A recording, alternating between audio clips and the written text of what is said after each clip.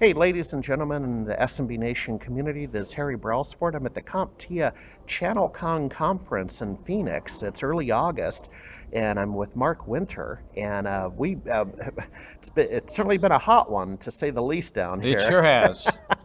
So this used to be known as Breakaway, so it's a great chance to catch up with people. So wanted to do a new format for us, a podcast. And Mark is with RapidFire Tools, which has a well-known brand called Network Detective in the discovery and assessment tool area. So Mark, I guess the obvious question is, what's new? Gosh, a lot of new stuff coming out. We recently, for those of us who don't know, we released a new HIPAA compliance module. So that works very much like our standard IT assessment modules, which allows you to do an automated scan.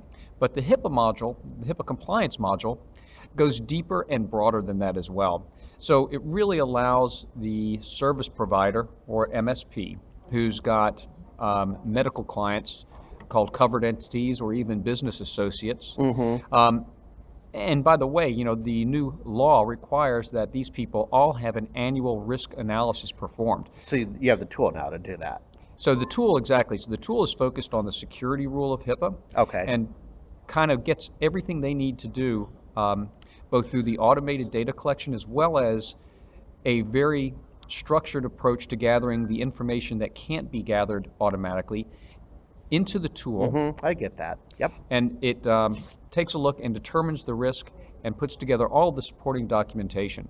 So it's a great way to make sure that their customers who are subject to HIPAA have that annual risk analysis, which is required by law, and that it's selling terrific.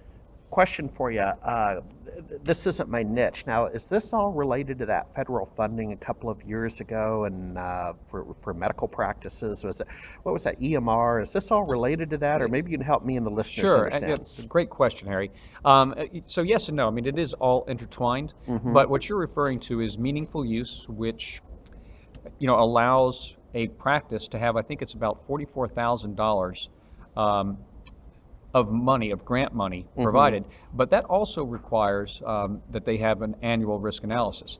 Perfect. What else is new? I think you have a little more brewing over there. Yeah, RapidFire Tools. So we just released a new version of Network Detective that includes a data explorer, which lets the MSP using our product quickly view the data without the need to generate the report. So it's a great way for them to browse a list of users or see the computers on the network.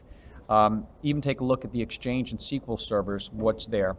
And what's kind of cool is you can also do filtering and sub-search. So it's a great way to get in and get the information without having to do the report generation if you need that information quickly.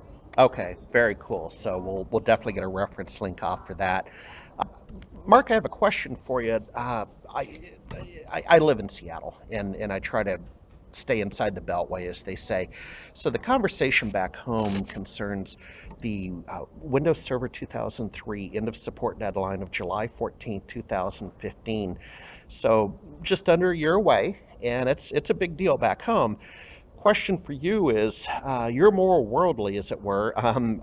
Is it a big deal out there? What are you hearing? You hearing nothing? What are you hearing about the excitement from your partners on this? Right now, I'm only hearing a little bit about it. Similar to the XP. I hear you.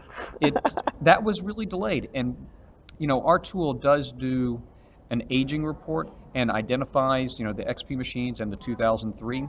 So I expect that that's going to be hotter as it gets closer to the deadline. And like XP, it may actually go beyond the deadline before it gets too hot. Exactly. I'm just getting my head into it, and we'll definitely be blogging on it more, talking to you guys more about it. But it's going to be very interesting to see. I guess I call it a bell curve, right? When does that thing take off and then come crashing down? Now, there's always external events that could impact this. Recently, the news organizations reported Russian hackers broke in and got 1 billion passwords. So I changed mine, let me tell you. But an external event may well accelerate XP and O3 server migrations. Absolutely. We live in a volatile world. So with that said, Let's talk about SME Nation Fall. The conference is coming up. Oh yeah, looking forward to that. Yeah, and it's the 12th, technically the 12th annual SME Nation Fall Conference, but each year we try to pick a theme. I think last year we're focused on the XP migration opportunity and so on.